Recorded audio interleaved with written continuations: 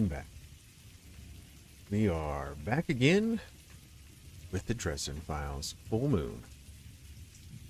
I'll be your host today, Xeno, with my co-host, Mr. Wolfman Mozzie himself.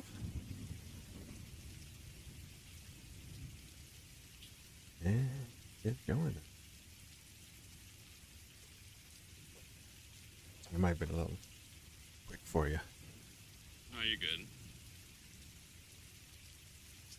Sliding. Still making some coffee. Wander, Ooh, Christy, you're doing Tina. coffee. How you guys doing? Coffee. Hello, everyone. Welcome in, little ladies raiders as well. Ooh, nice. Welcome to a very special stream. This beautiful, handsome devil right there. My angles are a little wrong. The Xenocide, he's my host. Oh, that's all right. Is it right? Can't wait. Is it left? Left on my screen. It's right on yours and left on mine. Right So on, I flip myself because, yeah, I do the flip. So I'm always pointing the same direction like a mirror when I'm streaming. So I know where I'm pointing. That makes total sense. I don't do that. I just guess. Like, it's over there somewhere. That's, oh, that's the flail. I see. Part of. No, actually, this is usually, you can't see it because it's so dark, but this is my microphone. And usually I just punch it because it's right above my mouse. It's hard to... Dude, I punched my mic so many times. Totally get it. Yours is way heavier, though. You got, like, the Yeti. Mine is very heavy, yeah. It's the Yeti, the blue Yeti. This is the new model. This is the old one. But I still use the old one for recordings. But yeah, hi, everyone. Oh, the flail, thank you. I'm assuming that's Christy. That was Wander. Got him. Got him. Potato was boosted. Potato, potato. Gotcha. I'll send it up. Well, we're in for a Greet everyone. nice segment today. Yeah, this is gonna be spicy. It's gonna be spicy and wanting us, leave us wanting is what I'm trying to say. Yeah. I'm gonna proper hello to everyone. Sorry, John Bender, Looney, Rabbit, Wander, Tina. Oh, I saw Christy. Where's Christy go? I saw Christy in Xeno stream, so I'm sure she's here. Christy, hello, and little lady. Greetings, greetings. Christy out for lunch with Hacker. Oh, that's right, beer and sushi. Oh, beer and sushi. I do have a rain sound on. Is it too loud? Man. There. That's as low as I can get it. Oh, I can see. There's Christy. Hey, Christy. Nice. And sushi. How's everyone Sushi's doing? my favorite food in the world, so. Sushi's so good. It leaves me craving. I don't crave for... Well, yes, I do. I was going to say I don't crave for many food, but I do. But sushi's definitely one of the high up on the list of cravings. I get every so often.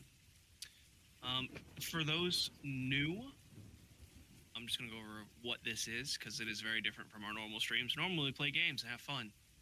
Well, we have fun here too, but we play games. This one's not. We have a book club, and we talk about currently Full Moon, which is the second book in the Dresden series by Jim Butcher, and we have fun talking about the chapters. Today is chapters 11 through 15. I had to remember. I thought it was 11 through 16, and then I mathed wrong, and I was like, oh, 11 through 15. Yeah. Yeah. Problem. Oh, Which no. is No better, problem, beer lady. flavored sushi or sushi flavored beer? You don't need to apologize ever. You are I don't amazing. want either. I'm being honest. Sound should be a I don't bit want better. I either. tuned it down about 50%. So let me know if that's better for you. Did I see the pic? Oh, did you leave a pic of sushi and beer? Hold on.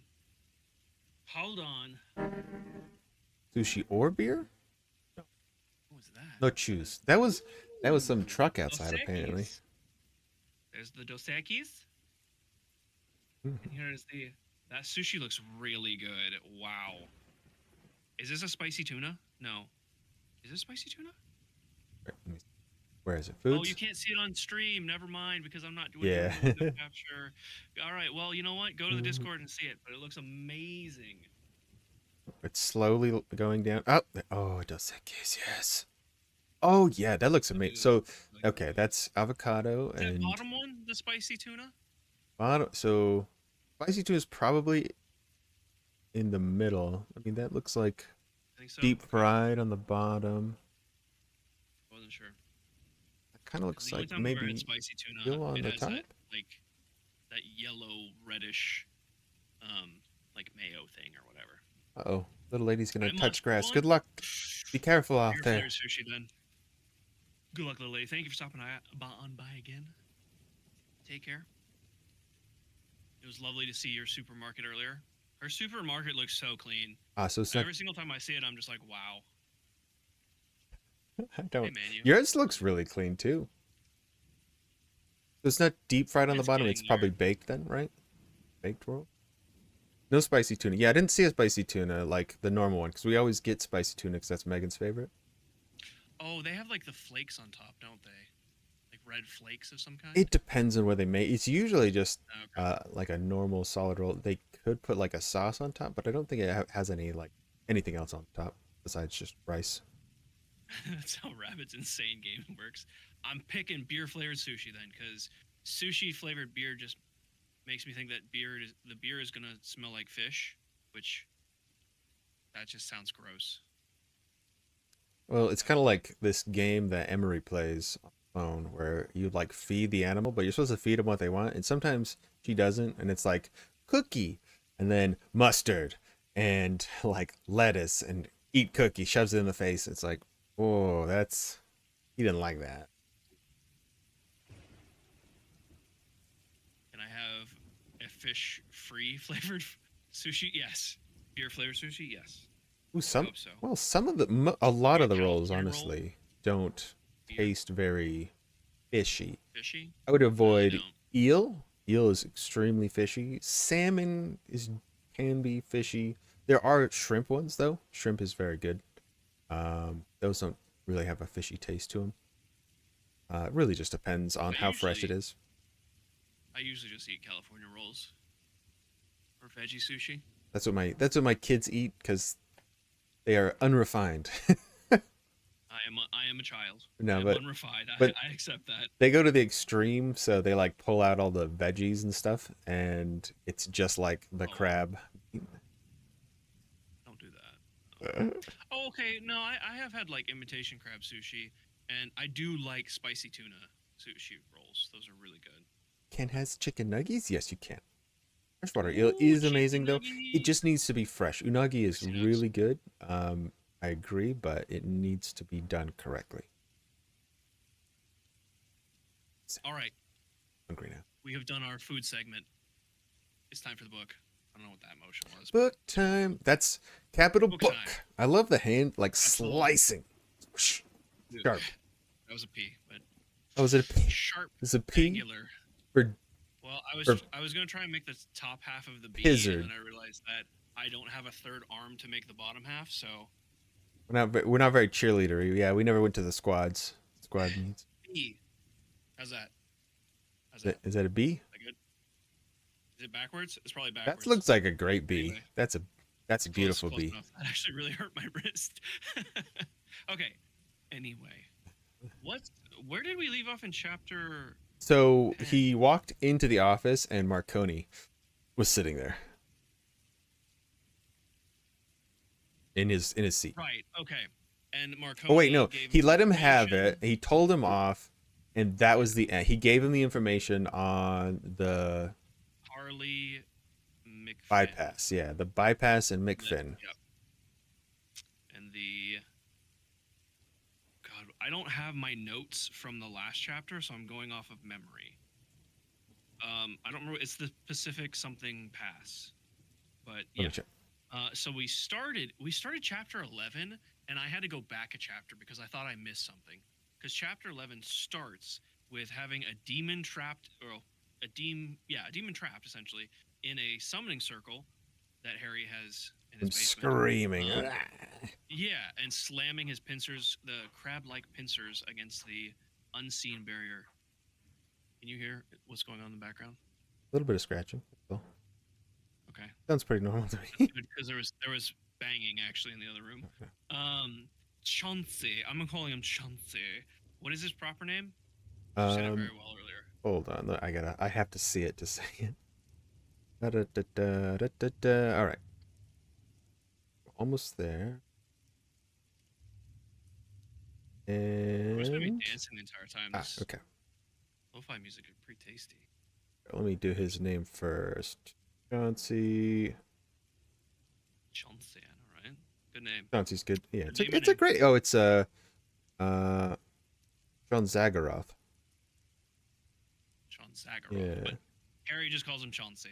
But you have Chauncey. to say Good like old Chauncey because apparently the demon speaks perfect Oxford English. Yes, he has a beautiful Which accent. doesn't he have a monocle as well? I think he I would does. imagine. Yeah, he does. He pulls one out. That's right. He like pulls out Yeah, like, oh yes, forgot about that Harry. part.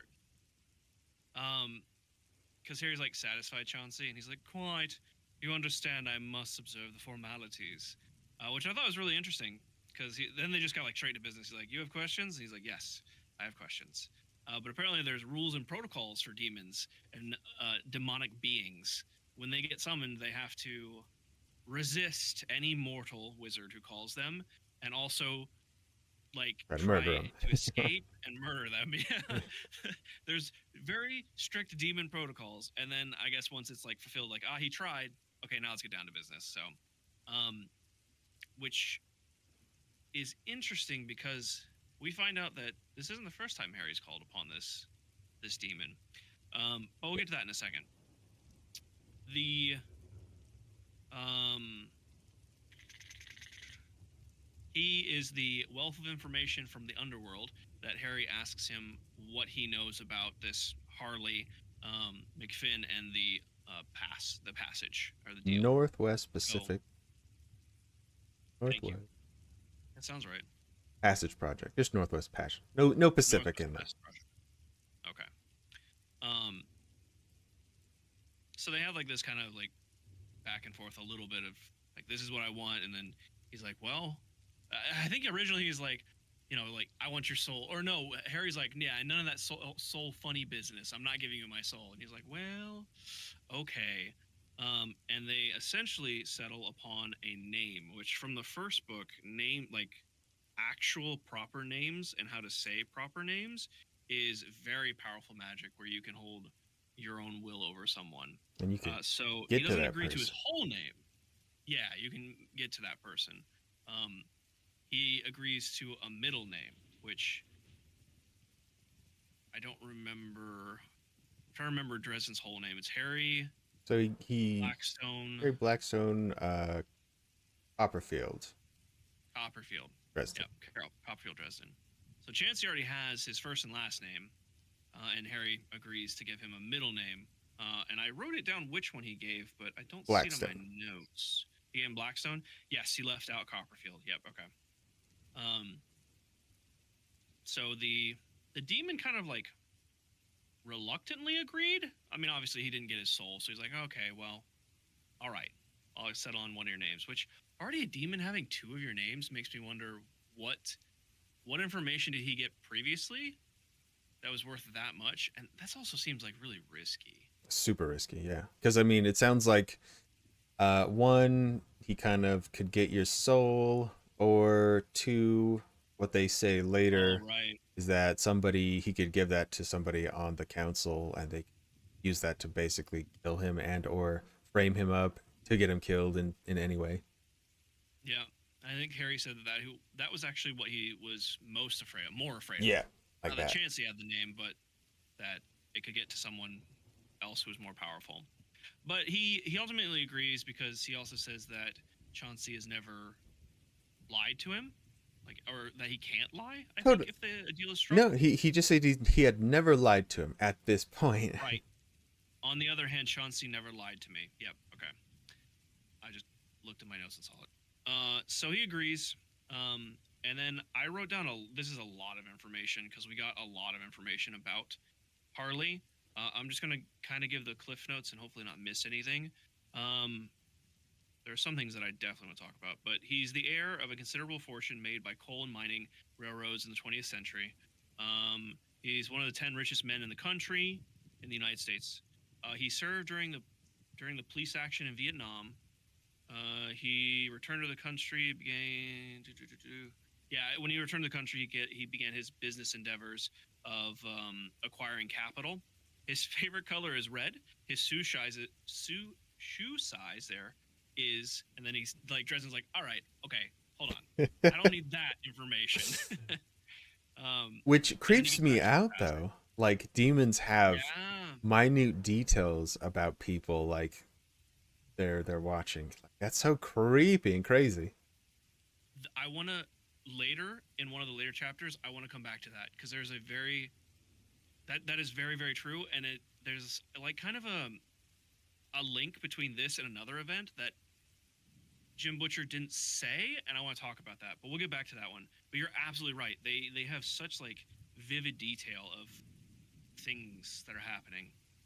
Um, then he goes into the Northwest Passage project. It is a effort to buy enormous tracts of land beginning in the central Rocky Mountains of the American Southwest, and moving upward northwest. And he is trying to procure the land and donate it. If to the government, then they have to guarantee that it'll be used as part of the Northwest Passage project. So it's like this whole like um, it seemed very vague. Like he wants to get the land, but it's not really being used for anything, and it sounds like he wants it to be kept wild and protected. Kind of like it reminded me of oh man, what's the word for it?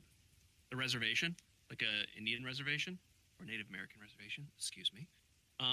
But what is he putting in the reservation? Right, exactly. It's like what are you getting out of this? He's not So controlling it if he gives it back to the government. no, he's actually seizing it and giving it away so it's not being controlled by anyone. Essentially, is what I took out of that. Yeah, it seemed Like a kind of wildlife strange. reserve. Yeah. Yeah, yeah. Um, oh, and then in this process, he has considerable backing from environmentalist groups throughout the country and support in your capital. And will he provide? Right, he can get the land. Yeah, so he has a lot of people. It sounds like a lot of powerful people on his side for this, especially the environmentalists. Um, and that is where Dresden was kind of like uh, one of those people. I'm guessing is James Harding the Third, and Chauncey's like, yes. Oh, and his bodyguard. He's like, yes. How did you know that, clever girl? What's up, Looney? Nice. He was, and then Harry was like, yeah, he was killed last month by a werewolf. Him and his bodyguards were killed by a werewolf. Yeah, no problem, dude. No problem at all. Um, as well as several other people. And then they get into the nitty. Well, before I get into this, because that was a lot of information, did you want to add anything else to it, or what did you think about the whole procurement of the land and whatnot? Um, I guess. Yeah, I mean, again, yeah, like Christy said, wildlife. And I mean, what they're going to tell us coming up here is wildlife. So maybe. We're putting the pieces of the puzzle together a little bit with Yeah. this. Yeah, this next part, they get more, or Chauncey gets more into. I'm just gonna call him Harley.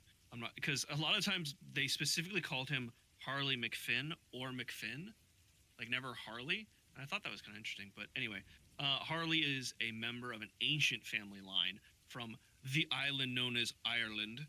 His family has notable history. Sometimes in the murky past, legend would have it that the man known as Saint Patrick cursed his ancestors to become raving beasts at every full moon. Okay, based off what we know from Harry's research, definitely werewolf and definitely of the cursed variety. Um, the curse came with two addendums. First, it would be hereditary, passing down to someone new each and every generation. And the second is the cursed line of the family would never, ever die out, lasting until the end of the days. That is intense. Yeah. Like, just the first part alone is like, well, okay, there's a way to like get rid of it and to let our family line die out. It's like, nope, you can't do that. That all sounds like really powerful. Yeah. Like, who would be able to do that? Obviously, and I Mr. thought it was Patrick. funny. Yeah, Saint Patrick. this Saint Patrick, which Harry made a comment, said a Catholic saint did that, and the demon responds with, "I'm not responsible for the sort of people the other side employs." And Harry's like, "Okay, well, in considering you and your side, I'm gonna write down a note that says that's a biased opinion." And he said, "Well, true, but," and this is back to the demon, "well, true, but we tend to be quite honest about the sort of beings we are and the sort of things we stand for, at least." And I was like, damn, okay. That makes you wonder, makes you think what other things. Because, I mean, these sides, both the demon and the, let's say the good and evil side, for argument's sake, have been fighting for ever. And it just makes me wonder, like, how many other things are going to come into play in the book, and Jim Butcher might dip into, like, Oh, yeah. let's just say the Holy Crusade is part of something It's that goes on. building. And I'm like, oh, yes, I hope so. I really do. Sorry, I'm just going to silent. So I thought that was just an interesting exchange. But we now know that Harley McFinn is a loop guru. The one, like, of the worst werewolves. Which I think is the only one that was cursed. Yeah. Based off the research, right? I think so. That's what I remember. But it is definitely the worst of the worst. Aside from, like, magically changing someone into a werewolf and taking their will away. Right. Yeah, this Which powerful is, for sure, though. I think. as we learned, against one of the magical laws that you shall not do. But the interesting thing is, okay, Harley is a murderer among mankind, and he's one of the many. They also did already say that because he went to Vietnam. So. Oh yes, that I wrote that down. I think it comes up here in just a second. I feel like that's like a No, little. it comes up later. Like they slip that in and then call him a murderer. Yeah. And they're like, dude, he's totally a murderer. But well, he could have. Yeah. But we learned something very interesting about that later. Yeah. About Nom. But he also says, where was it going? Murderer, yes, but he's not the worst. So the demon also is like, yeah, he is, but he's really not that bad. He's not the most monstrous, which was interesting. Which he's a murderer and a monster among mankind, but not the worst.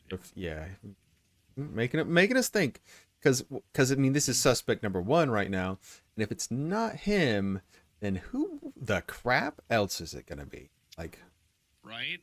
There's a lot of missing pieces that, like, some of it makes sense, but others don't. It's like having that puzzle piece that doesn't quite fit. It's like, I mean, there's the Marconi aspect, but Marconi came to Dresden freaking out, like basically like scared of this stuff.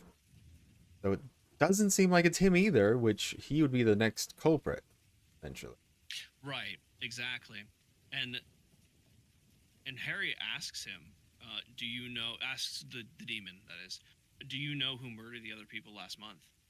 And the demon says, and this, I found this super interesting. The demon says, I do. Murder is one of the foremost sins, and we keep close track on sins. It's like, oh. And Harry flat out asks him, well, who was it? And then the demon's like, Harry, really? You know I can't tell you that. Like, and he says, in the first place, our bargain was for the information regarding Finn and the Northwest Passage project. And in second, which I find the more interesting part, I could not tell you the answer to such a direct question, and you know it. There are limits to how much I may involve myself in mortal affairs. Makes you wonder. Yep. They keep close.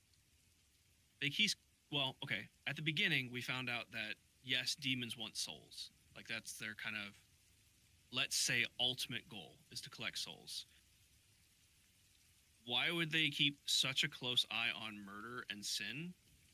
More than likely to feed off that, to be able to capture people's souls from the sins. And, like, well, weed out, I guess, weak people to be able to get their souls. Find those greedy, power-hungry people? Yeah. Yeah. Yeah. At least that was my own speculation and why I found it interesting. But then Harry brought up, like, is Marcone a major opponent in the project now that I just said his name and forgot it, but the third guy, what was his name? James Harding the third. Now that he died, is Marcone like in the runnings, or is he a major player? And the demon outright says, "Yeah, he absolutely is. Yep. He holds all of it. all of the." Yeah, exactly. Which is interesting that, like, I'm curious on, like, how the demon, he's not directly, I guess maybe that's the point. He's not directly giving Harry, like, the answers to the murders and things. I feel like give him all the other pieces. I feel like he left it because we're missing something. Like, okay, if this guy's not the bad guy and Marconi's not the bad guy, we have a big hole where there should be a bad guy right now. I'm just like, exactly. Exactly. And then, like, that's the conclusion of what the demon is able to tell Harry. So Harry then, man of his word, gives him his middle name, Blackstone. And then, and this I feel like shows Demon the dick. true colors of the demon. Yep. Yep. Because he's like, oh, you have Harry is, for Houdini, and Blackstone is also a stage illusionist's name. And Harry just, I feel like Harry, like, nonchalantly just kind of like let it drop, like, well, yeah, my dad was a stage musician. I think if my mother had survived the birth, she would have slapped him for naming me after this guy. And then Chauncey is like, he says, did I write? Yeah, I did write down. He said, your mother was a most direct and willful woman. Her loss was a great sadness to all of us. And Harry's like, hold the phone. What do you mean? You knew Margaret Gwendolyn? Is that how you pronounce it? I think so. Yeah, Gwendolyn. Dresden? And Chauncey says, and I wrote this down verbatim, many in the underworld were familiar with her. Harry Blackstone Dresden, which I think it's funny that everything, well, I don't know if every time he said Harry Dresden, but a lot of times in the early conversation he said Harry Dresden because he knew those two names. Those two names. Now he learns the third. Harry Blackstone, Blackstone Dresden. Yep. Though under a different name, her coming was awaited with great anticipation, but the dark Prince. Sorry. I lost my place. But the Dark Prince lost her in the end. And then he goes to say, if you would like to forfeit another name. Oh, I think it also, like, added, like, he had like a kind of like a coy snake-like grin when he got to this part, because he knew, like, he already set the hook. Like, he's just trying to draw Dresden in. Oh my gosh. Exactly. What a jerk. And then these breadcrumbs, like, and he dribbles these breadcrumbs, and then he gets to that part, and then he also says, like, the unnatural deaths of both of your parents, and, like, he said to know all about your mother's past, and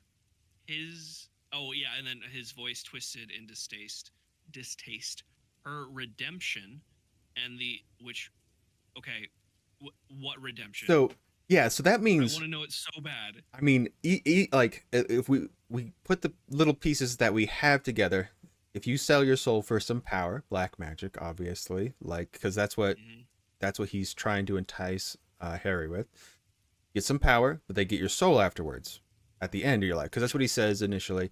Like, it's not until the end of your life, then we'll get your soul, so you have your whole life, blah blah blah. It's no big deal, Harry. But your life is damned. But your life is damned, which is just like mess up. I feel like has its and I think it also has repercussions. Like, yeah, you live the rest of your life, but it's not good. Who knows? But then she somehow redeemed her, got herself off the hook before she passed away. But seemingly, maybe it got them both killed, or her killed, and then. Well, he says, and the unnatural death of both mother and father. And I am certain we can work something out. Little butthole. And it's like, butthole. Oh, you were. And the other thing is, that he knew this the entire time, and he's saving it. He already has 3 names. He only needs 1 more. and he saved it to this point to try and get the last name, which Harry did not give him. He flew off into. He let his emotions get to him, in the best possible way. Um, his head's like swimming unnatural deaths. My mother's dark past. Like, what is going on? Does this explain my fascination with dark magic? Which I thought was a kind of an interesting jump. Yeah, like And he's so, never said anything about that before, and we're like, no. oh shit. Well, it's hinted because we know Because yeah, he he killed his killed his master. Yeah.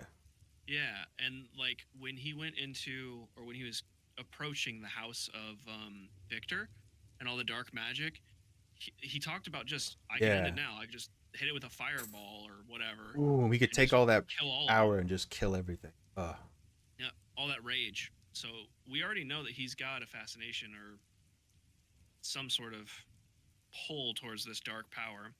Um, and then he asked, like, maybe it's part of my attitude towards the foolish White Council, and that's where he just like he breaks, and he says that he didn't even realize that he was shouting until Chauncey physically like recoiled from him saying, and he I'm not gonna read it verbatim, but he does call him some sort of dark spawn, and tells him to go back with which he came, and that he's lucky that I don't send you home with your bones torn from your body and your beak ground to dust. And that's when the true colors of the demon just like he just rages out, starts beating on it, and he says, and I am going to read this verbatim. He says, "Oh no, you don't, you slimy little shithead," and then essentially like reduces him to a tiny crab until he goes pop, and then goes back to whence he came. Yeah. Oh, that whole scene was just so good. It went from such like a, I don't want to say innocent, but such a kind of like playful back and forth, which is like, oh Harry, you know I can't tell you that. You know there's rules. Sorry, I was beaten on the glass and Being like, whatever. we are gonna get you. You're gonna die. We're gonna take your soul, Dresden. Yep.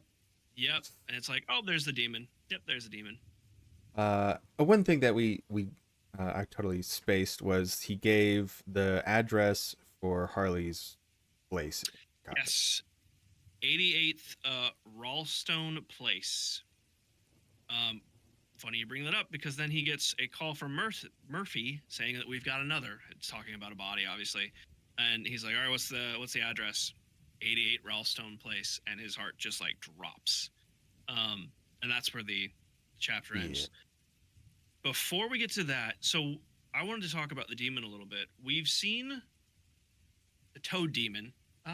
He had a name. Don't remember what his name was, but I mean, the Toad Demon was just rage, like just attacking Oh, now granted, it did have orders to kill Dresden the first time they ran into him, and then the second time, he also had orders to kill him. But there was that where Victor messed up and gave, like, he said its actual name, and Dresden was like, "It amazes me how foolish you are," and then he uses the name, and but in the end, the demon still just freaks out and just starts killing, well, Victor, because he's the one who fell from the balcony. But now we have this other demon that like that uses, let's just say, diplomacy. I'm assuming to get people's souls. Like, I'm sure he's not that Dresden's not the only one he does this to. It does say that he's like a wealth of knowledge for a lot of wizards. A lot of. Yeah, he did. Yeah, forgot about that. Wonder how many wizard souls he has, or full names. Because yeah, I think Dresden said it in the last book. Actually, he said like the knowing real names is like a wizard's Rolodex. Is that what it's called? Yeah. You just you collect them because they're powerful, and you hold power over people. So demons, I would assume, do the same, and in addition to souls, or maybe it's part of getting their soul. But yeah, I thought it was really cool. We got to see a new demon, a new side of the. Now, I don't remember if demons are part of the Never Never. Yeah, I think or so. If the Never Never is a different place, and there's like hell that has demons. I think that's the Never Never. I think that's the. Okay. Not 100% obvious, but because if that's the case, then fairies, like the Toot that we met, is also from the Never Never. So the demons and fairies live in the same. Which yeah, like any of the, I would say, mythological things or whatever that people that are magical probably are from the Never Never, some way or another. Not because it sounds like so demons don't have like a physical form, like when they come here. At least that they said about the frog. They like basically put them. They get a body when they come magically, like physically, to put their soul in so they can Like a use their rental. will. Yeah, like a rental or whatever it is. Yeah, Which is interesting. that is true. The fairies don't though. Toot. Well, I mean, okay, maybe we don't know if the fairies do, because when Toot came, But he was still living here. Yeah, he he was. flew. But maybe he did get that body or matter or whatever he put together as well. Yeah. Hard to say. Huh. Yeah, it's hard to say. I saw that Wander asked Looney, but he hasn't responded yet. I gifted Wander a copy of Magicka 2 because it was on his wish list. That's what he got. I went on a little spending spree the other day, and I saw a lot of stuff on sale, and I was just like, I'm not gonna buy myself anything because there's not really any of these games except for 2 of them that I want, and I'll probably get those later. I started gifting anyway. That's awesome. Yeah, I saw that Lunas didn't answer your question, so I didn't want to leave you hanging. Yeah, and then we get to chapter 2, coming up to the house of 88 Ralstone Place. Ooh, Tina says thing. Oh. Nice. So, yeah, Tina, I gave Tina the hotel. Oh God, what is that game called? Hotel Renovation, I believe. Ooh, okay. I saw Stu playing it. It looks really fun. Wander wanted to update that 2 Point Hospital works on her potato as well. 2 Point Hospital is so cool. I love that game.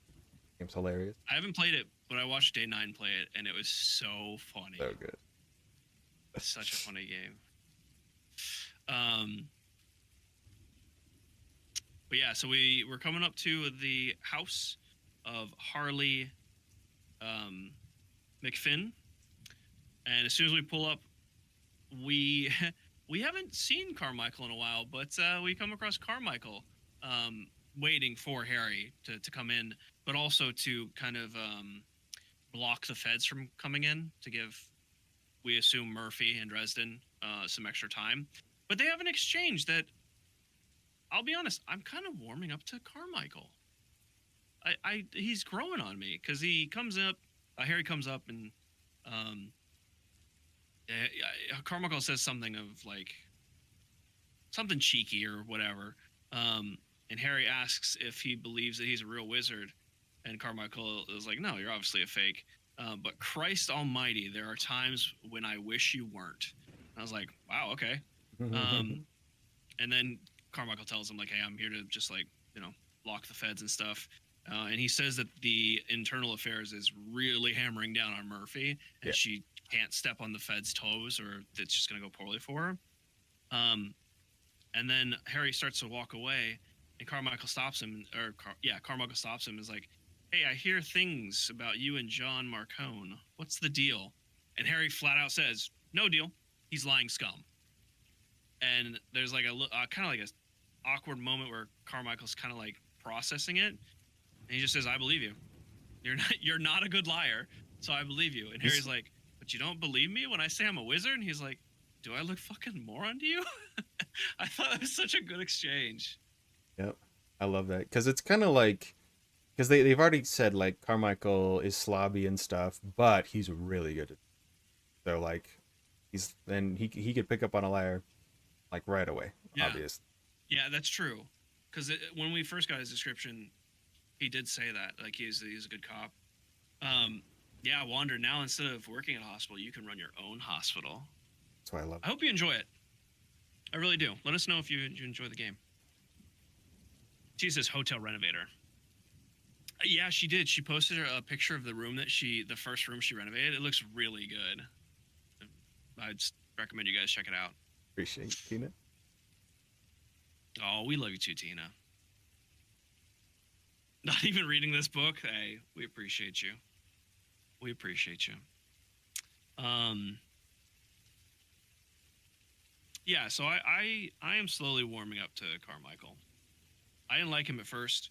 Oh yeah, I mean he was a big sausage in the first one, just a big unsavory person. But This is like, okay, maybe. So we'll see what happens. Wander's not reading either. Well, we appreciate you guys hanging out with us, enjoying our company and our recaps. Of course, you guys are amazing. Yeah, I mean, Yeah, you are. Absolutely. why we're here. So we get a Harry goes up into the house, meets Murphy there. We get a look into the house, and I pictured, I don't know if it's a good comparison, but I pictured the oh god, what is it called? Tomb Raider. The Tomb Raider mansion. Like how it's okay, like yeah. only Laura Croft and her butler in the mansion, so most of it's empty or like furniture's covered and things like that. It seemed very much like that. There wasn't really much furniture. Good description. Yeah, like that. I couldn't. I just came big empty room. I didn't really have a great idea of what it's just like a big place. Calls it an apartment. He's like, well, not. It can't. It's too big really to be an apartment, but big old place. Yeah, they didn't. They didn't outright say mansion, but that's where my mind went. I was like, this has to be a mansion. It has to be. You're a billionaire? Rich. Yeah, you have a big old mansion. Like, and when he's like, the whole place is this guy's, which is like, that's like a complex or something, you know? Like, it sounds like it's massive. Demons and fairies are from the same area. Ooh, okay. Who said that? Hacker. Oh, there we go, Hacker. I was looking at your chat. Not assume demons and fairies are from the same. I didn't like, so most of my references from D&D, and in D&D there's the Feywild, there's Hell, and the Abyss.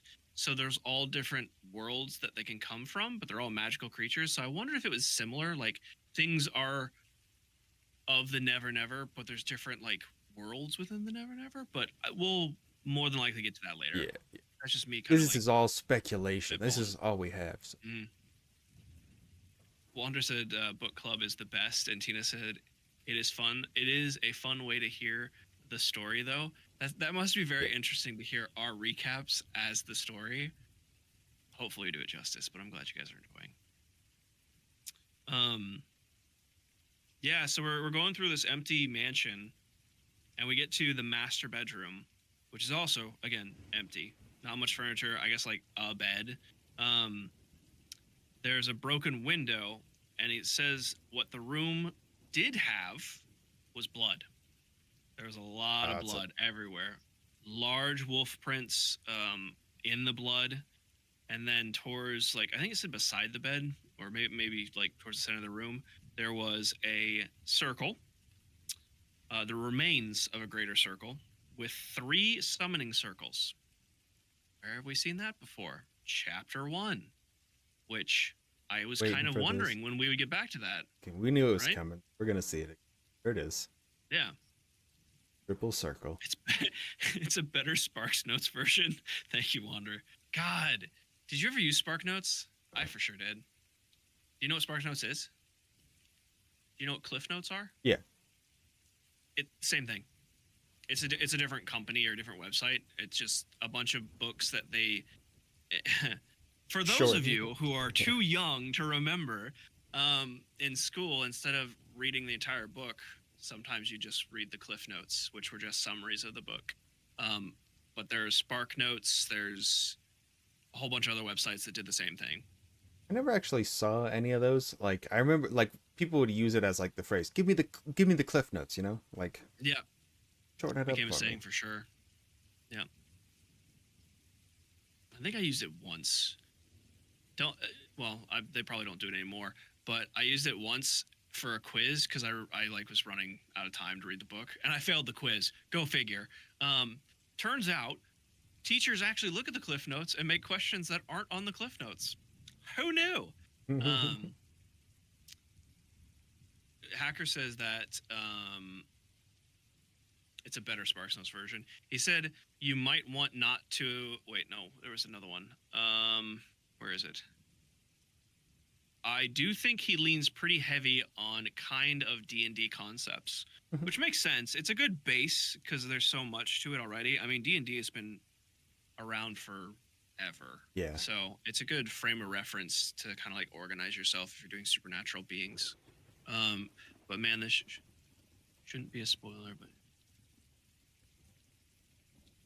You know quite a bit of my mythology. I know some. Love it. So do I. There's actually an interesting. That's a very good point because something comes up later that we're going to talk about that is in. We'll get to it. I don't want to give anything away. We'll get to it. Um. So yeah, there's the circle there. Um. It also, if I remember correctly, it only described the first two circles, the inner circle and then the second circle, which makes me think that it wasn't finished. Um, Either way, and then beside it, we have Kim, dead on the floor, um, clearly killed by a werewolf. I'm not gonna beat around the bush. She was killed by a werewolf creature. She's um, I Road is think gone. the comparison to a open Ziploc bag Yep. was used at one Was point, and that's all chest. I'm gonna say. Chest Mhm. split and then throat just gone. Just larynx, everything. Yep. Now this is what I wanted to talk about. So it was very slight, and I want to see if you caught it. He said, no, sorry, Murphy said that the incense, because I think one of the circles, I think it's the second one, used incense. Um, the incense set off the smoke detector at around 8 o'clock. The same, and then Harry's like, the same time that I was talking to the demon, moonrise. And that, so the second part, the moonrise, is like, okay, it was a werewolf. Like she was trying to contain the werewolf in this circle, is what I put together. Mhm. The interesting part about the demon, the demon very clearly said, murder and sins are our business. So we know everything about murder. So he must have known about the killing. Well, depending on how they get their information.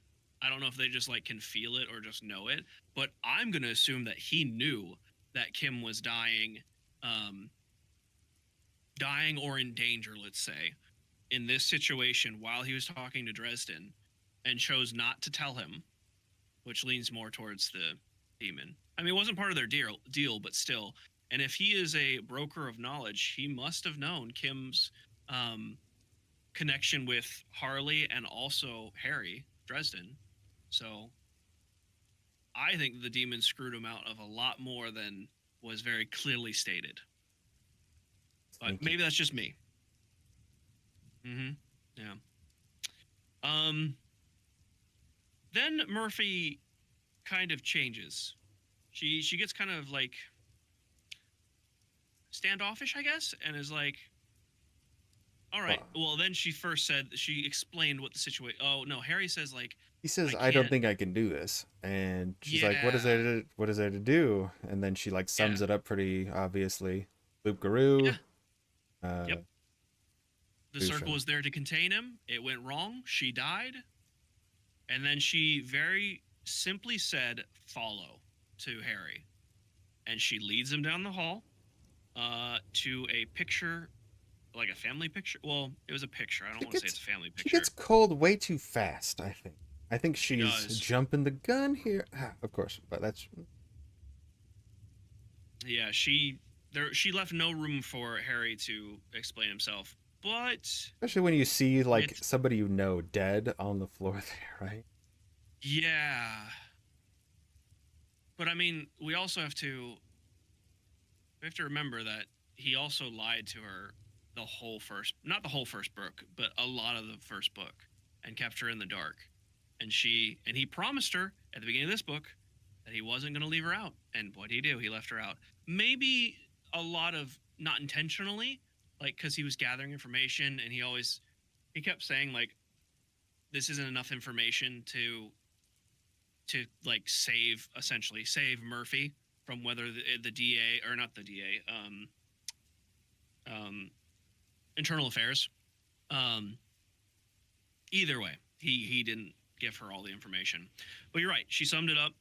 She led him to a picture with Harley McFinn with a woman next to him, and said flat out, "This woman matches the description that you gave us at the department store. Does it not?" And he's like, "Yeah, she looks like it. That's her." And again, without letting him explain or saying anything, she's like, "Follow me." And then she takes him down to the basement, shows the same 3 circled summoning like thing, but this one like had silver, kind of like his in his basement, how it has like inlaid with copper. This one was silver. It was inlaid to the concrete, but it was damaged. It was like I don't know if they said carved or something, but it was Torn up. clearly broken. It was like torn up. Yeah. Like somebody It was pried it up clearly from broken. the floor. Gotcha. Okay. Yep. I missed that part. But he said it was non-functional. And they were, but it would have. there were bars. I was trying to imagine. I don't know, like they would just like in as well, or were they standing up? But they were bars as well. But they were broken in the circle. Oh, that's a good point. I also Really sure thought they about that. were like on the ground, but it may have just been a physical cage around the circle. Yeah, that's what I was thinking. Like, was it a physical cage? I'm just trying to like maybe I'm getting ahead, and it's just a circle. And they were just inlaid into the ground as well. The metal and the gems. I'm thinking, yeah, it's probably just in the ground. I mean, that's how the circle's all, because it has to be a solid circle. It does have to be a solid circle, but Harry did explain that I think it was the second circle was made to keep mortals in and out, which physical bars would make sense for it. So maybe They were inlaid circles. Okay, yeah, that's what Okay. that's what I'm imagining. Yeah. All on the ground. Like Harry's basement. Okay. I lost my place. But yeah, he said it's broken, useless, but it would have been able to contain. It was good, yeah. A werewolf. Which I'm always like, who did that in the first place for him? But I mean, whoever did was good, knew what they were doing, so they don't really they didn't really think about that. It's just unimportant to the actual story, and that's why they don't bring it up. But I'm just thinking out loud. No, that's a great point. I did not think about that because it had to be at least someone Dresden level powerful. And we've in the first book, we know he's really powerful. Like according to the like magic community, the only person, and like Bianca and like Marcone, the only person that was strong enough to kill people from miles away by bursting their hearts out was Dresden, according to them. So Dresden's really powerful. So if he's comparing it to like his circle, this person would have to be just as powerful. That's a really good point. I did not think about that. Maybe it'll come up later. I hope so. Yeah, walls are breaking. Yeah, so they did know, like they were clearly trying to sabotage that circle. Well, the knowledge of how to break it and also why to break it. Yeah. Because not your average person would see that and be like, "What is like? Why would you need that?" That's another mystery. That's a really good point. That comes up later when we'll come back to that.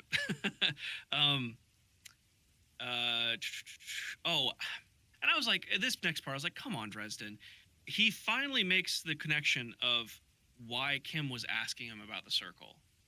At this point, according to him, he says Harry accepts that McFinn killed Kim and that Harry now knew why Kim asked him about the circle. You didn't, like, come on, put it together faster. You're smarter than this. We know you're smarter than this, but... He's in shock still. I mean, a lot going on. And he was in a single track mind of just, I need to help Murphy. Yeah. It could have gone unnoticed, but I was like, come on, bud. Come on, dude. Almost a bottle of tequila gone? Wow. Looney's in it to win it.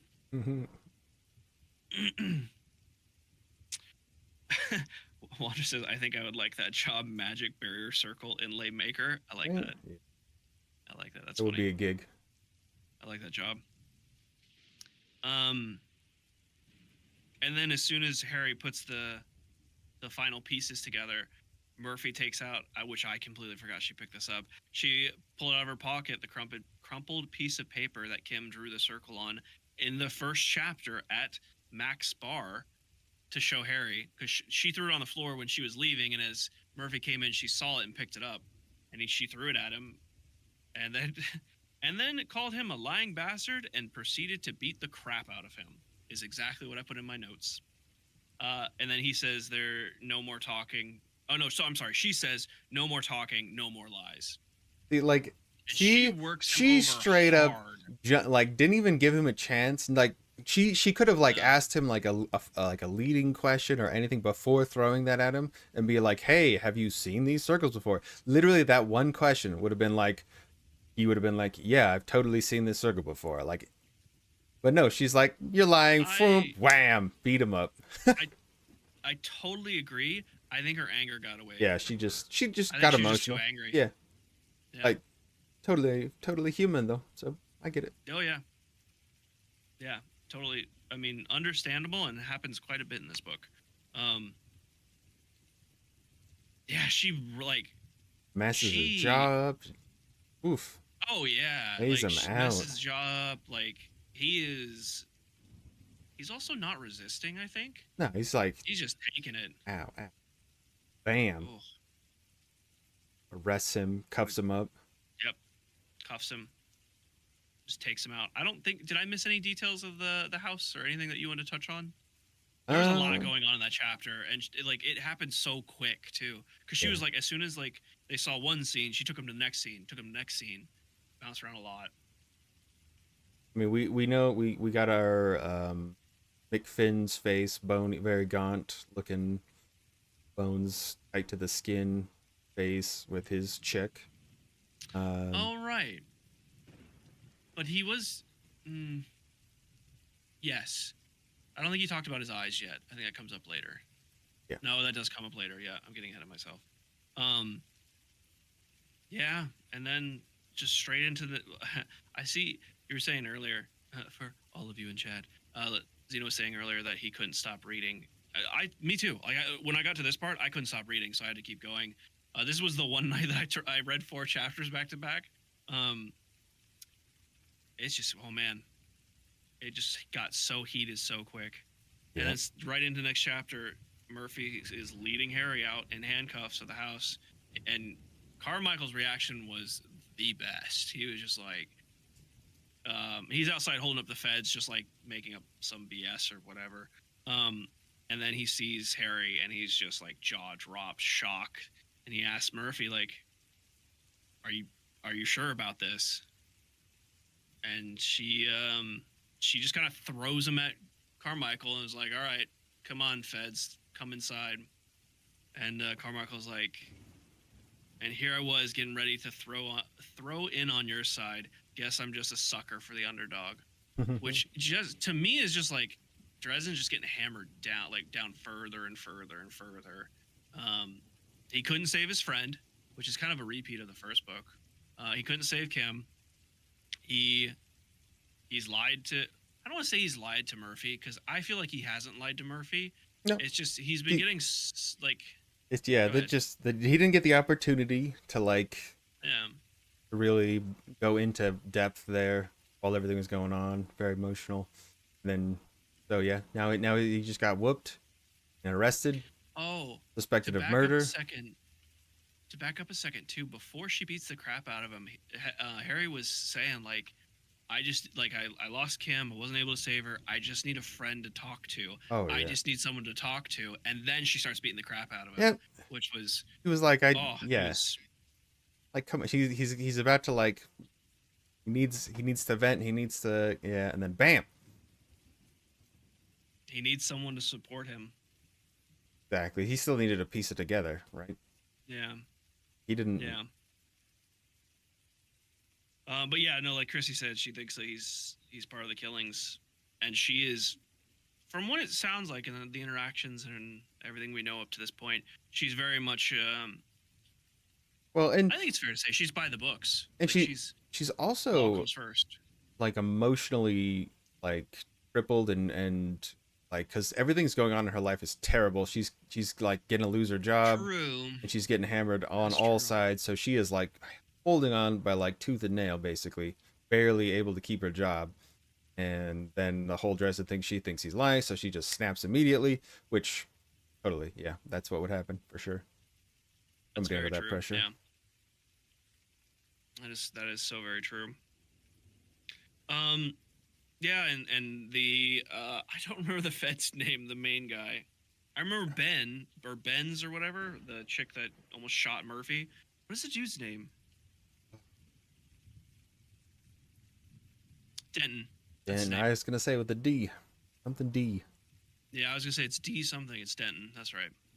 Um, yeah, he sees Harry, and there's like a moment of like I think because surprise. Denton is surprised that he's alive for one, because he sent him to go die. Oh, Right? That's what he that's did. He true. totally set him up to die, and he's like, "Oh fuck, he's alive."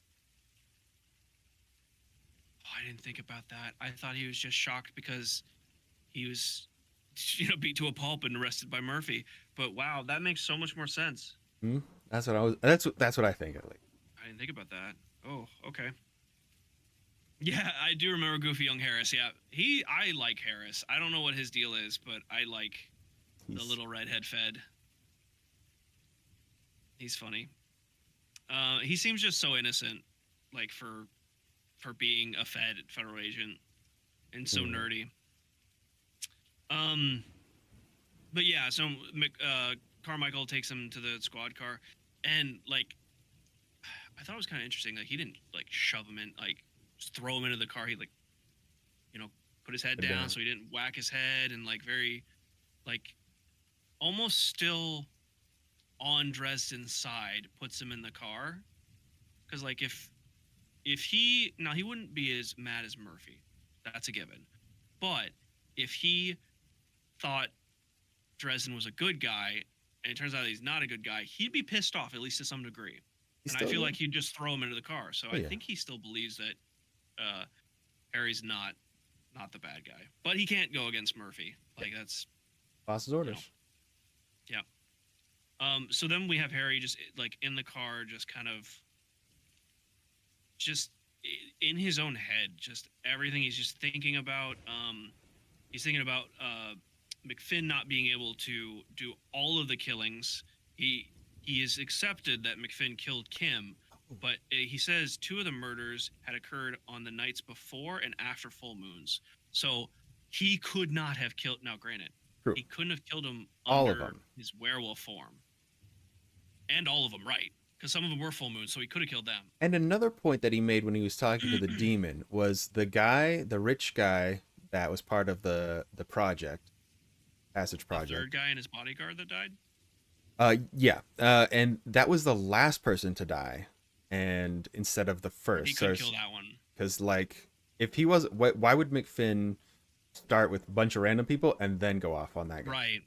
Yeah. Right. He did say that, which yeah, that's a very good point. It just didn't make sense.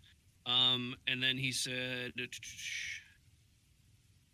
"Oh yeah, so that one, and Pardon he me. also could not have killed Spike at the varsity because Yep. it wasn't during a full moon either." Yeah. So So now, whoever it granted, is, shapeshift. or it's McFinn just like pretending, like he did make like a weapon out of a wolf claw or whatever. Yeah, but who's gonna and just kill didn't- which Spike? Yeah, like that brutally right, too. it just still doesn't make sense. But these are all the things like he's thinking of and like trying to piece the puzzle together. Yeah. And then, oh, I forgot to say this. Okay, let me backtrack for a second. When they were coming up, or excuse me, when Harry was coming up to this house, he could have sworn someone was watching him, which was really, really important because here, again, the hairs on the back of his neck stand up, and he thinks someone's watching me. So he starts kind of like freaking out. He's looking around, trying to listen, trying to hear something, whatever's out there that he believes to be out there. And he said he broke out in a cold sweat, looked out the other window, and then directly into a pair of brilliant feral amber eyes. Is that where the chapter ends? I think. No, okay, no, it's not yet. For some reason, I thought the chapter ended there because it would have been just such a great cliffhanger. But yeah, so he's like, it takes him a second to realize it, but it is the woman from the department store, which is very interesting. Does he? I think he also said when he got attacked in the department store, he saw the amber eyes again. I'm not He's sure. seen them before. I just don't remember where. I think well he did see them on, like, he saw her eyes when she was talking to the alphas. And Oh, yeah. No, you're right. yeah, so he did know that was like one of her feet. And then fits the description of course you gave to. Yeah, because as they're me personally as the reader, I was like, oh, that's her, like immediately. I mean, granted, it could have been someone else, but the connection I felt was just there. It turns out, because he's like, who are you or whatever, and she's like, I'm Harley McFinn's fiance, Tara West. Right? Did I write that down? Yeah, Tara West. And she says like, I'm here to rescue you. And he's like, what? You're here to rescue me? What do you mean? Which is kind of interesting. And he kind of like internally is like, okay, why is this woman here? One, why is she trying to rescue me? This doesn't make sense. And what is her? I mean, she says I'm the fiance to Tara West, but he's like, what is this connection? Why is she here? And she tells him that you're the only one that can save Harley McFinn or stop him. Sorry, she didn't say save. You're the only one who can stop him. Which I thought was an interesting choice of words, but and then she was like, we're running out of time. You got to come with me. Yeah, right. I feel like if she's the fiance and he's out of control, or if he's in danger, why would she not say, I need you to save him? I need you to rescue him. But no, she says, you're the only one that can stop him. I just thought that was very strange. I think, we'll get to this a little bit later, I think she's strange. I don't trust her whatsoever. She's the only suspect on my list right now. Like, she's sus. Yeah. Super sus. And something else, well, okay, I will continue. Then they hear shouting from behind that Harry assumes or guesses is Agent Benz, who we already know is trigger happy. And she says he's, oh no, I'm sorry, I'm getting ahead of myself. They hear talking, they run off into the bushes or like the garden, being Tara and Harry. And then someone shouts, stop, and then immediately starts firing. Yeah. And it's like, whoa, okay, no bam, just the one shot. Yeah. And then Harry gets shot in the shoulder. Yeah. And then he hears he's down, and he says it came from the cold female voice, Agent Benz, I thought, which is pretty on par for her character from what we know. And then he like kind of Tara helps him up. She says you're not bleeding badly, but she kind of helps him. Well, she helps him back up. But then they start moving through the garden to try and evade the police. I thought her movement was very interesting because he said, did I? No, I didn't write it down. He said that she moved unnaturally, I guess would be the best way to put it. Like her stealth was like kind of and inhuman, let's say. Did he look into her eyes right now, or does that happen? Not yet. That that's at the end. Yeah. Okay, you're right. End of the chapter. Mm-hmm. That happens in a little bit. Which we'll get to. Well, no, actually, real quick. They get to a fence blocking their path to actually get out of the immediate area. Long trail. She knows like the way, obviously, because it's her backyard or yard. Leads him through that place, and then gets to that fence, and he's still shot, so he's like dying and passing out, basically. He's also beat up. Yeah, and he's beat the crap. He's been beaten up, he's been shot. And he's handcuffed still. He's just... Oh, yes, and he's handcuffed still. Yeah, so he's like, I can't climb this. And she, like...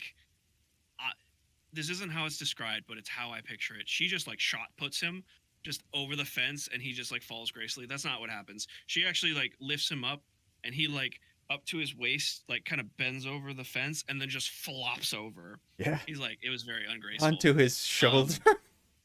Oh. Yeah, onto his shoulder, yeah. He's in a bad way.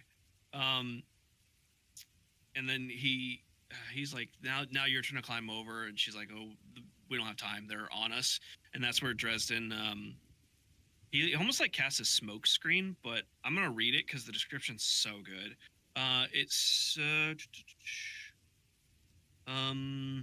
It was nothing, just a low, slithering movement along the ground, and then it erupted forth billows of fog rising to cover the ground as the energy rushed out of me, covering Tara from my sight and causing shouts of confusion. And that was describing the like puddles of water or dew. It was his blood. Maybe his blood. Oh, it was his blood. You're right. It started from his blood, and then the whole trail that he left essentially turned all his blood. That's right. It wasn't the dew. It was just. I thought it was the dew and his blood, but no, you're right. It was just his blood. Um, that makes it even cooler because then it's like red, foggy. Wow. Blood mist. It happens like instantly. So metal. No, and I'm surprised like there was no firing, but yeah, because they cornered Tara against the fence, and they're like, yeah, she can't make it. She's stuck because they have all their guns trained. But Dresden pops out some magic. Yep. Last minute. And then she climbs over the fence, and they book it out of there, and that leads us into the next chapter. Oh, and I love the exchange when she gets over because she looks at him and she's like, "Wizard," and he's like, "Don't wear it out." I'm so cool. Bam. I love Dresden so much. Did you want to add anything else to the mansion? There's so much packed in all these chapters. I felt like, especially these set of chapters, and I only really realized it when I was writing down the notes and stuff. There was so much information packed with every chapter, but it was so well laid out that it's just like I just want more. Give me more. Oh yeah. But yeah, rolling straight into chapter 14, Harry wakes up in a hotel. He says, "I'm not a wimp. It just hurt that bad. My throat was parched, my lips were chapped." But he was, he was naked. But his wounds were cleaned. They were dressed. There was a survival guide or something, like a survival manual. Yeah. With the dirty gauze and stuff laid out. They were cleaned and dressed. Oh, there was not a bone. Well, it may have been a bone saw, but there was a saw on the table as well. Someone, obviously, we assume it's Tara, but someone cut his handcuffs, so they're still stuck on his wrist, but they're like not connected anymore. And then he got up gingerly to the bathroom and splashed some water on his face. He said that this time, Tara did not surprise me when she snuck up. Which makes me think she was just in the room the entire time, which is kind of creepy. She was, yeah. She was sitting in a dark corner, it sounded like. Yeah, she was just watching him the entire time, which he's been out for a while. So it was like a day. I would assume she was watching. Was it a whole day? Damn, okay. I assume she was watching him the entire time because she's a creeper. But yeah, so this time she didn't surprise him. I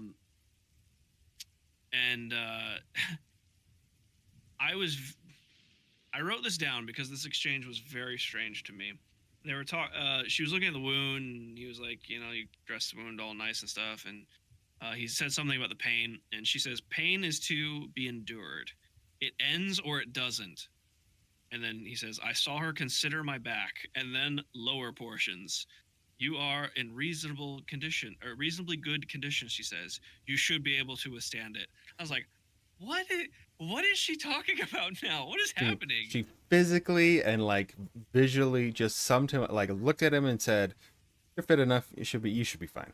Like, big deal. I feel like it's such an insult to say you're in reasonably good condition. It felt very complimentary, I thought. I feel it's kind of backhanded. Kind of jokey at the same time. Yeah. She's dummy. Yeah. Yeah. Mommy. She also, especially like with her mannerisms or her vernacular, something seems off to me. She seems like she's not very off. She's very not like person. She's not person. I don't. Yeah, that or like she talks like someone who English isn't her first language and maybe not even her third language. Yeah. It's very. Ooh, Christy made home. Welcome home. Hopefully you enjoyed your lunch. It looks great. It looks really good. Yeah, there's just something off, especially with this like whole interaction, because I'm sure she didn't mean ooh la la, but it came across like, especially the last part, you should be able to withstand it. I was like, are you talking about the pain, or what are we talking about here? But I'm sure she didn't mean it. It was just like one of those things, like people say things that like with all innocence in mind, but it comes across as something completely different. So at least that's what I took from it. And then he asked her, like, where are we? And she's like, oh, we're at a hotel. I used cash. McFinn told me, especially this part. She says, I used cash. McFinn told me that the police can track the plastic cards. Why did she say plastic cards? Why did she not just say credit card or debit card or, you know, just seems off. He is weak. Yeah. And then Harry tries to get answers out of her, but she's really not answering anything. She just says, we gotta go, we gotta go, we gotta go. And she leaves the room and like comes back. She's like, all right, we go now. He waited, he's like, no, I'm not going. No, I need some Yeah. answers.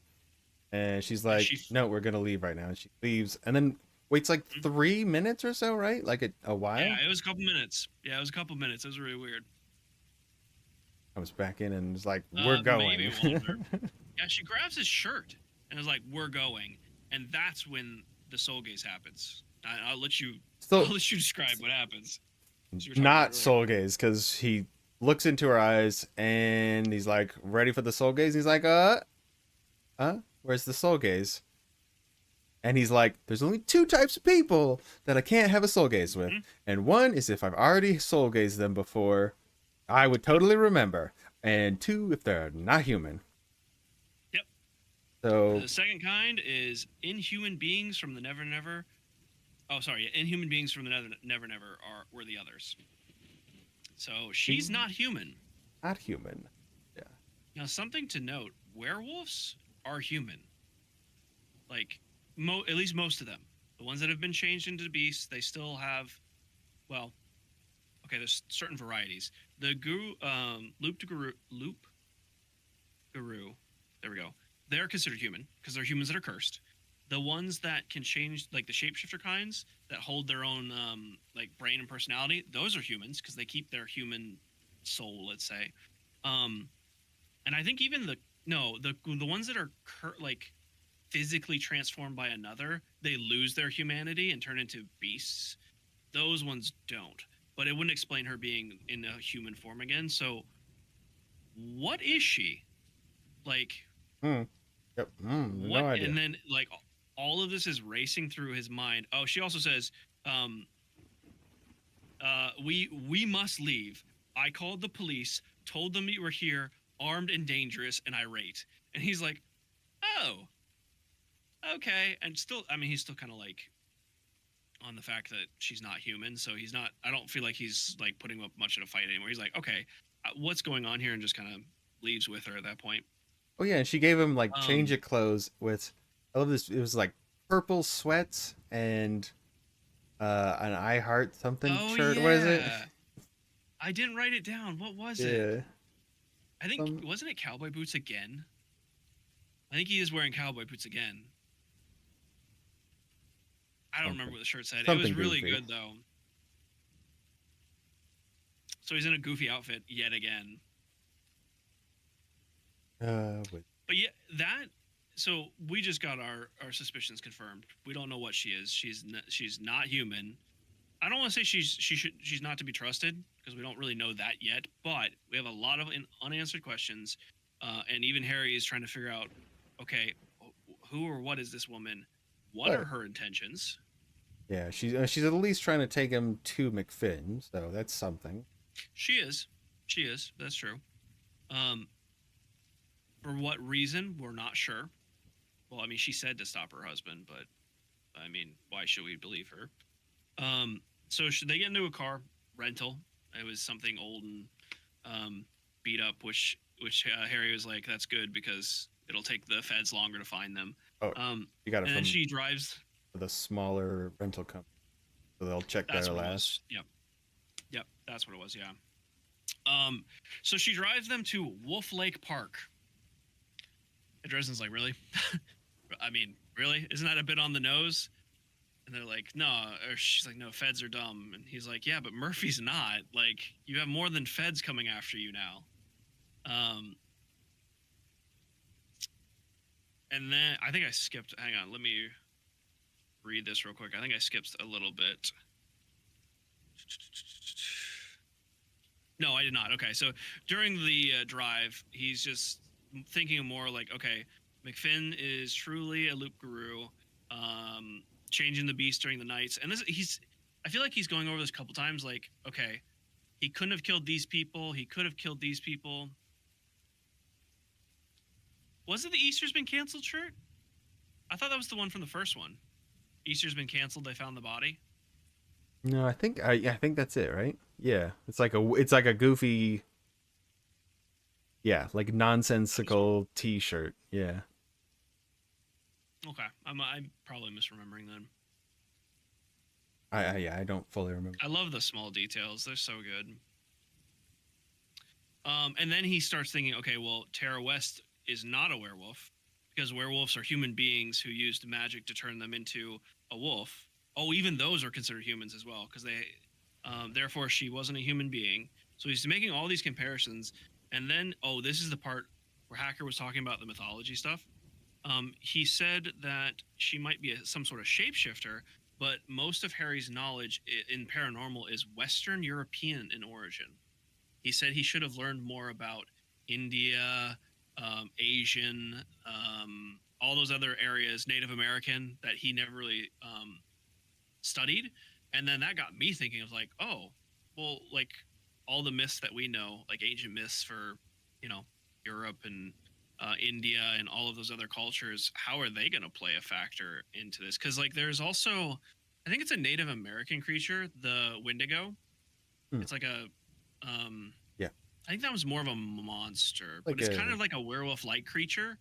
a yeti, no, in a snow area, kind of like, yeah, like a wolf bearish weird thing. That thing is real weird. I was gonna say that one's strange. It's not like a werewolf per se, but it has some like werewolf-ish tendencies, based off of my knowledge. But that just opens the door of like, oh, there's so much more than just like a werewolf. I mean, we already knew that. Like, we knew the different types of werewolves, but there's just like so much more out there that even Harry, being a professional wizard and knowing everything, he's like, well, I only researched the Western Europe or in origin like stuff. It's like, wow, there's so much more. This shirt is the shirt for this book was Oh, okay. "Invest in America" by a Congress. That's what it was. Yeah, Great. that's right. That's a good one too. I thought they were really good. Yeah, I just thought that was interesting. I don't know. Had you already thought about that, or what did you think about the different origin and mythologies that could be at play here? Oh, there's too many to really think of. Honestly, It's true. just goes down a rabbit hole. So we get waiting to see what happens. Absolutely. Because I still don't know Um, what she is, what Tara is. It's like, okay, now we no. got something else wolfy because she's clearly a wolf. Because so I think at this point, yeah, he saw the bruise on her forehead where he had hit her with his Oh, he did. blasting Yeah. rod. He smacked her in the head, and it was a wolf creature that could clearly see in the dark and tripped him. Didn't kill him, tripped him, and he whacked him. So it's totally her that he whacked. That's the other thing. Like, she had the opportunity to just kill him, and she didn't, which is like, okay, what are her intentions? Why, like, what is she, what is her goal? It doesn't make sense. I have a theory, but I'm not going to get to it until we finish this, and then I'll share it, and I want to get your opinion as well.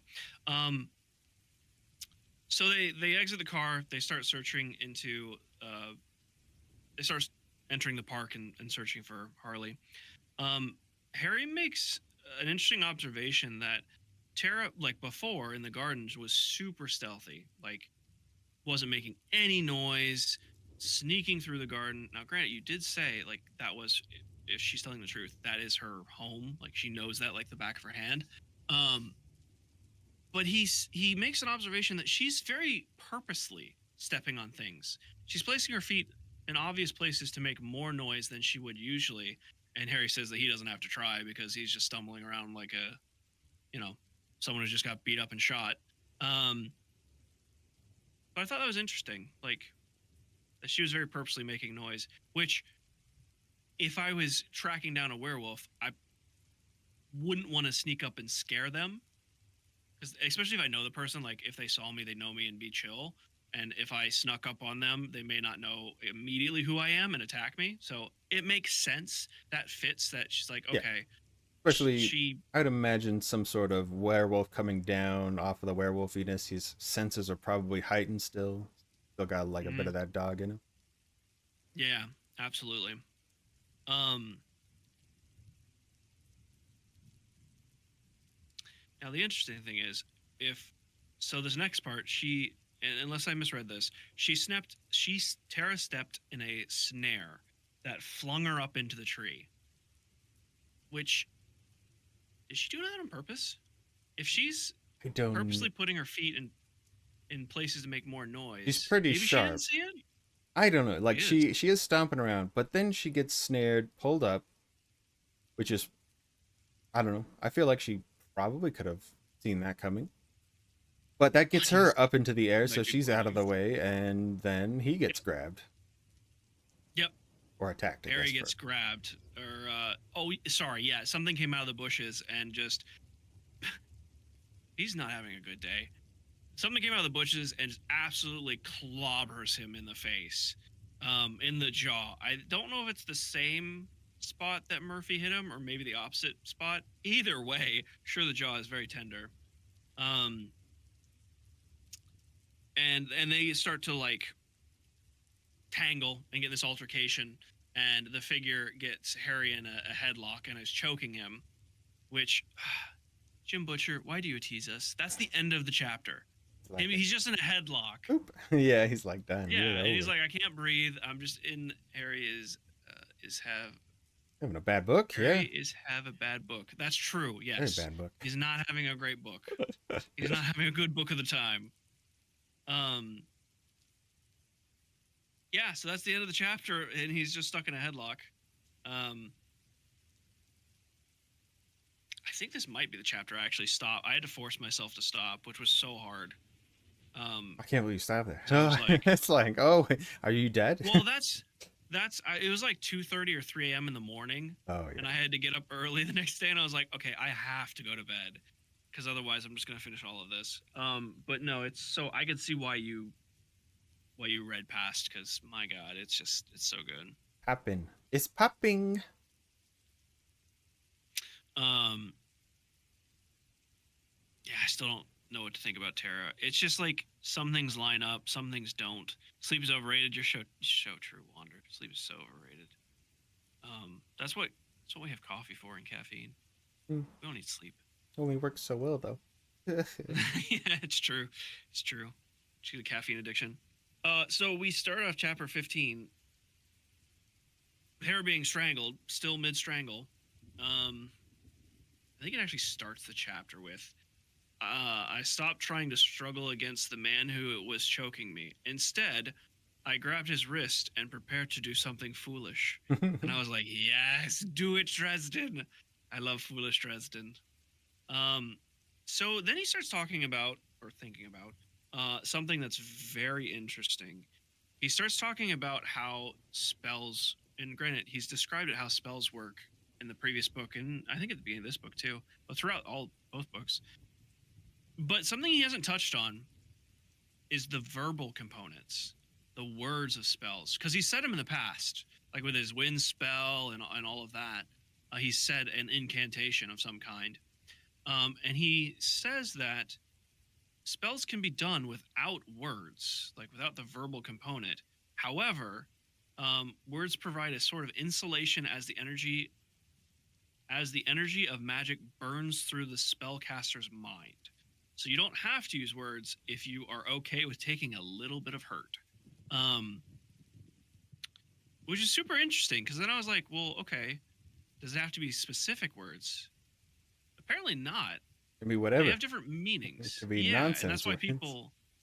Yeah, exactly. He said that people sometimes choose ancient languages, and sometimes... Because apparently... You don't know what they mean anyways.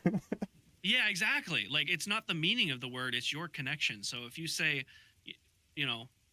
bam, or whatever, and you connect that specifically to fire, that's what insulates your brain. Bam spell. Bam! Bam! Bam!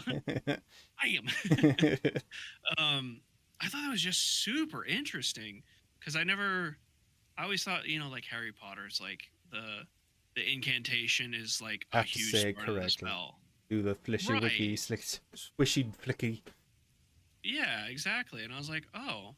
Nah, grab his wrist. You don't need it. No focus item, so no blasting rod, no staff. Yep. No words on this one. Just no all right. bracelet, no ring, no pendant. Yeah. Rad.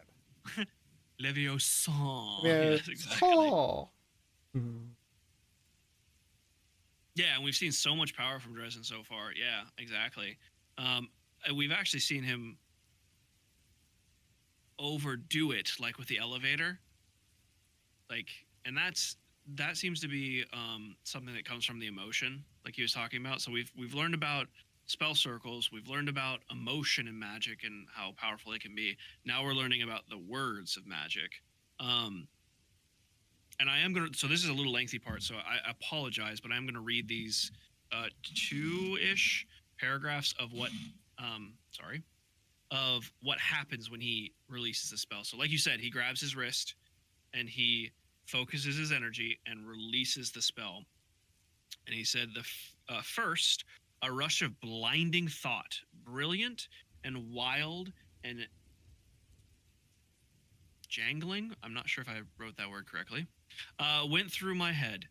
My eyes swarm with color, my ears with phantom sound, my senses were assaulted with a myriad of impressions. I'm going to stop here just for a second. Well, actually, let me finish this paragraph. The sharp scent of earth and dried leaves, the rippling scratch of the scent of a centipede's legs glittering up the skin of my forearm, the sensation of warm sunlight against my scalp, dozens of other I couldn't identify, things with no basis in reality, which is very interesting. They were a side effect of the energy rushing through my head. That is so. First off, it reminded me of the third eye. I mean, not the three eye drug, but him opening his third eye Yeah. and like his senses like just being so powerful, Bombarded. right? But and Just even like like extra colors and sounds and maybe it sounded like maybe he's seeing to like another plane as well, kind of like that third sight, but just more painful. his wizard sight, it does sound more painful because the wizard sight, like, though if like people stared at it too long, it would drive them insane. It didn't sound like it caused him any physical pain, and this very much sounds like it's causing him physical pain. Um, Even that first part, the rush of blinding thought, was very interesting, brilliant and wild, and it just sounds like just utter chaos, almost like Lovecraftian, like when you look into the void and it's just like madness. It sounds a little bit like that. Um, and then the second part. Well, first off, did you want to add anything to that first description? Mm-mm. Okay. The second thing that happened was a surge of electricity gathered from the air around me to my fingertips, gripped on my attacker's wrist, and surged up through his body and in. No, sorry, surged up through his arm and into his body. He convulsed against my back, out of control. So it looks like, I mean, obviously that's the desired effect of the spell. Now, granted, is that the strength of the spell he was going for? We don't really know. But I guess the words just shield from the first part and maybe add a little more control of the second part. But how cool is that?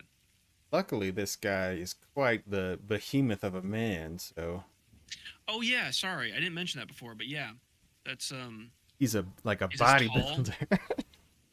Yeah, pretty much. He's as tall as Dresden, but like double as wide or something. Like super jacked. Which, correct me if I'm wrong. The picture in the house, didn't he look like gaunt and like So skeleton, if or was it just his face? so, it's his face, and now specifically, that makes me think of a bodybuilder. Dorian Yates specifically. When he would go to competitions, he would be so thin because he would get the fat layer so down that he looked like a skull on his Oh, face. Because you would like dehydrate or whatever you do to get the fat off, so you'd be like so little fat that you just look gaunt. You know? and I guess especially in your face, you don't hold like there's not a lot of extra muscle in your face. It's not like something you like you work out your bicep and your bicep gets big. You know, you see the veins and things like that, but you don't work out your face. It would just lose the, like you said, the You'd, water and the yeah, you'd fat. lose the fat. It would be bones, at least on the cheeks, and then you'd have like some muscle around your jaw. But other than that, yeah, you would Especially definitely the look. neck. Yeah. Okay. Yeah. Um, so there's Harley just laying there, like convulsing and just like stuck and looking up at the sky. And this is the point where Dresden really gets a look at his eyes. Um, I think this is also, yeah, this is straight out of the book. It was his eyes that showed me the most about him. Because this was after he was describing how like jacked he was and stuff. They burned green, wild and haunted, fastened. Fastened on the distant sky now, but heavy with the weight of too much terrible knowledge. It couldn't have been easy to live with a curse like his, which makes sense because turning into a werewolf would be like you'd be physically ripped and like fit and strong, but th- I can't imagine what it'd do to a mind, you know? It sounds, yeah, sounds like it would. You would lose all your sanity. I mean, especially if you're a person that didn't want to hurt anybody, but you jump into Right. like a wolf, and the wolf is just like thousand times your emotions, like all that hate and rage, just boom burns, and you're just ripping through everything. Right. Yeah, and I wish I remembered where this came from, but I do remember a description of a werewolf in a movie, TV. I don't remember, book maybe, where it's like you're a unwilling participant just watching through the eyes of another, which makes me think like that's kind of how this is for him, that he's watching himself ripping people apart. He can't do anything about it. It's something that he can't look away from and that will stick with him forever. And I'm guessing that's what this like terrible knowledge is from. But we hear Tara finally getting out of her trap, landing down on the ground and freaking out because she thinks Harry killed Harley, and Harry makes the observation that he sees her eyes and they're just filled with murder, and he's like, "All right, I didn't just get beaten up, shot, beaten up again, choked out to die to this chick not checking her husband first or her fiance or whatever." So he's pissed. And he tries no, yeah, okay, he tries to do he doesn't try. He uses a wind spell with verbal components now because he can talk. Um, but his emotions again get out of control, and when he literally says, um, all I had wanted was something to spin Tara around and then plop her down on her ass. He turns he turns this whole scene into a, I don't want to say a wasteland, but all the autumn leaves like fly off the trees. The tree trunks and trees are pelted with rocks. I think he Bark said is a half ripped ton of off, dirt. Yeah, the dirt bark is ripped everywhere. off. Like, and then 50 Exactly. freaking feet circle, basically, if like a twister Yeah. just went off.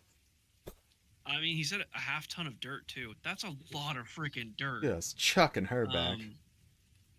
Oh yeah, she goes flying. Thank God she's not human because I Human or think that may whatever have she is. actually killed a Yeah. human. That's what I was thinking. I was Yeah. like, jeez. Yeah.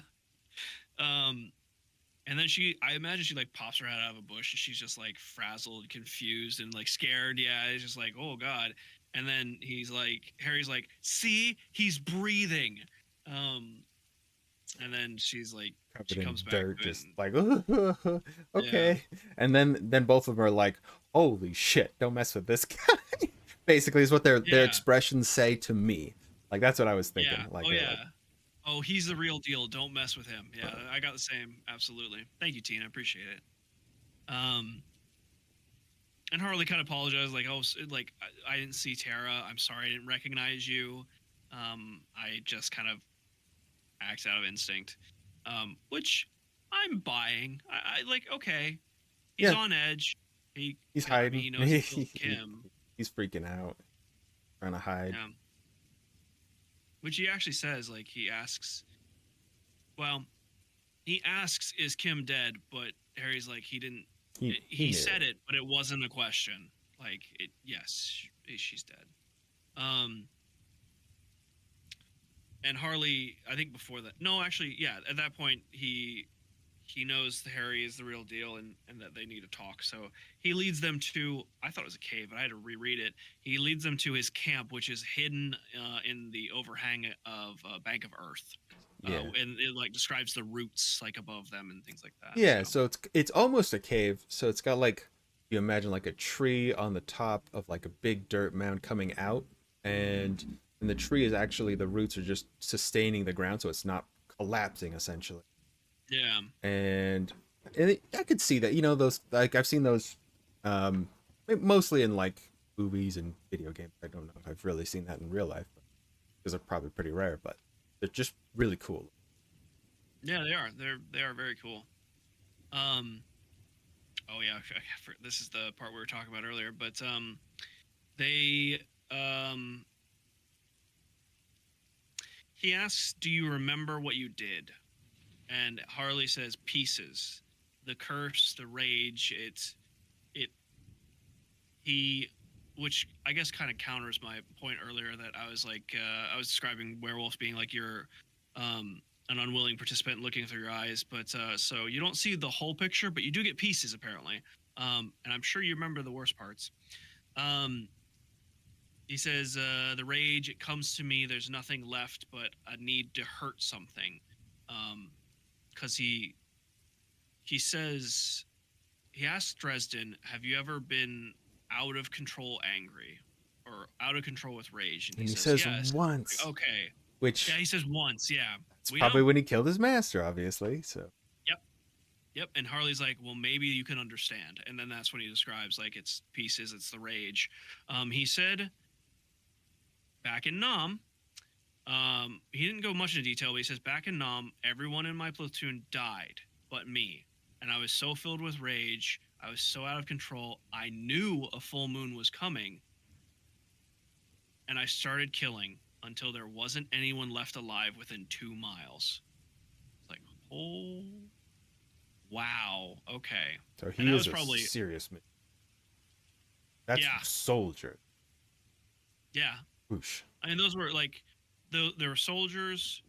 Um, he, I imagine the rage was like quadrupled, if not more, because he says like everyone from his platoon died. Those were like the in terms of military, they were like his family. They were brothers and sisters to him, and to lose all of them, I assume in a short amount of time, I'm sure he just like embraced the rage, which also might be where some of that troubled past comes from that he was talking about earlier.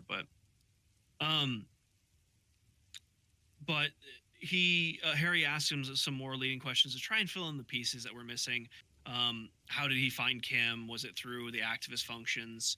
He said, at first yes, but he worked with her, and someone broke his circle, which is an interesting point we'll get to here in a second.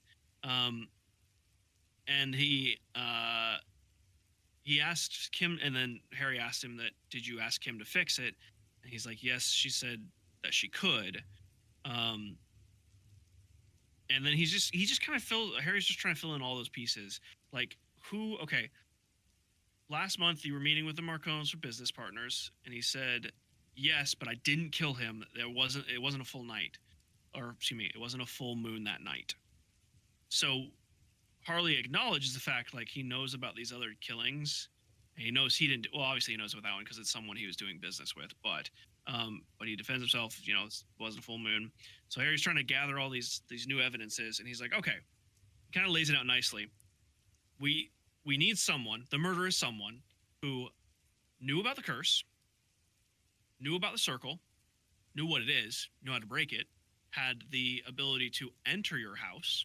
And that's where like Marcone kind of came up in the conversation. Like, yeah, Marcone was part of the dealings, but it didn't make sense that Marcone would know about the werewolf part, the curse part, or the circle part. And So, even if he did, he would have sent some guy in an alley to kill you anyway.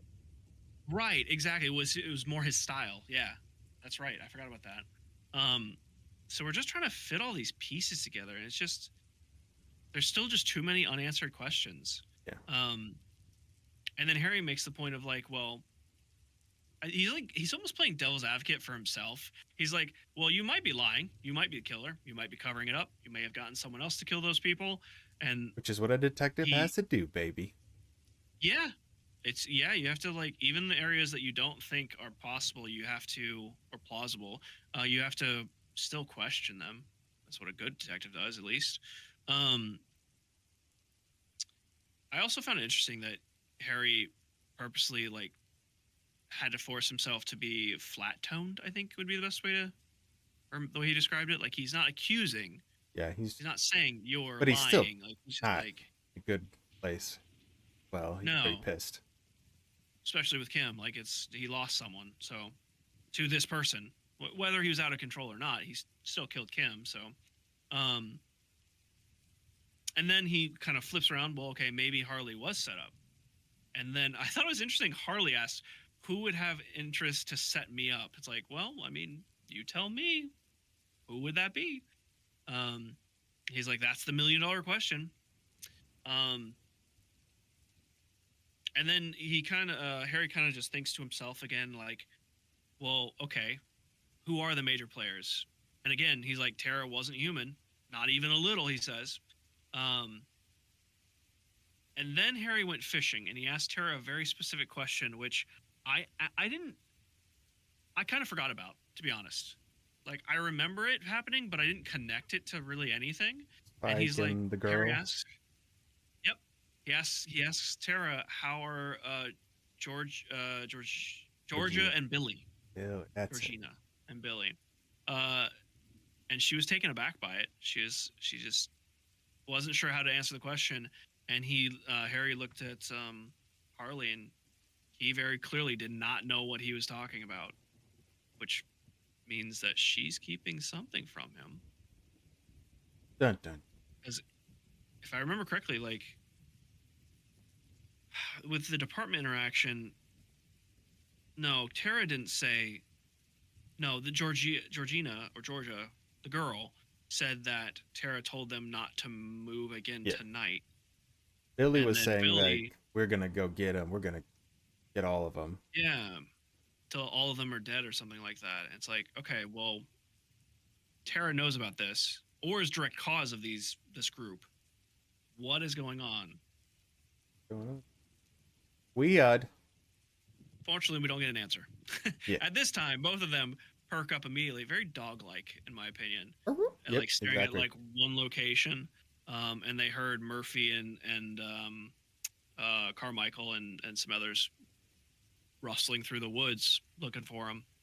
And very quickly, Tara takes off to as a distraction, and which Harley was not pleased with one bit, and definitely wanted to try and run out, or he did try and run after her, but Harry stopped him and was like, "No, we need to. Like, you can't get arrested. You in a jail cell turning werewolf is not good. We cannot let that happen." So they agreed to meet at the closest gas station, I think it was, or something like that. And as they're leaving, they hear a gunshot and a yelp, which we assume is Tara. And again, damn it, Jim Butcher, that's where the chapter ends. So another cliffhanger. He's really good at them. Woo! But, Poppin' there's so much puppy. information. Yeah, so much information. Man, part of me is like, I believe that. Well, okay, before I get into my own speculations and theories, do you have anything else you want to go over with that last chapter, or anything else you want to add to that? I think it's good. Okay. I think Tara's in on this. I think Tara is not. I think she's pretending to be his fiance. So I think Harley had a fiance. I don't know if she died or changed or whatever, but I think this Tara took her place and is trying to get something out of Harley. That's my theory. That's pretty decent. Maybe so. Has he met her? Like, was she always the same Tara, or did she get somebody took over, something took over? That's a good point. That's possible. Now, Harley would probably, I would think, know that, because if they're fiancés, like, they They've been intimate. They know each other like on a personal level. So I would think he would notice it. But honestly, for someone who is probably that alone, he may not care Well, and and just want someone. she's the only other person he knows that can turn both. So True. like he, True. That's true. So I don't know. That was just my own little theory, and maybe I don't know. Maybe there's too many holes in the plot that I don't think that's right, but I think there there's a possibility it might be right. it's possible. I mean, it's possible they're going to introduce somebody else or something we don't know. Yeah, that's true.